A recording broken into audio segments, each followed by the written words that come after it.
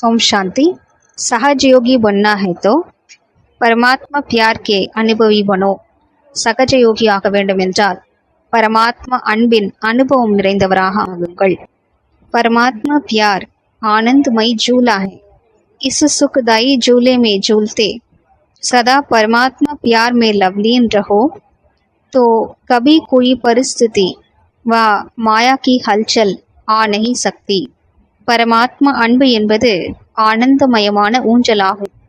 இந்த சுகம் நிறைந்த ஊஞ்சலில் சதா ஆடிக்கொண்டே இருங்கள். சதா பரமாத்மா அன்பில் மூழ்கியிருங்கள்.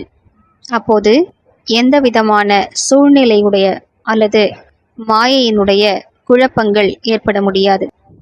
பரமாத்மா प्यार अटल है, अकुट है, इतना है जो सर्व को प्राप्त हो सकता है.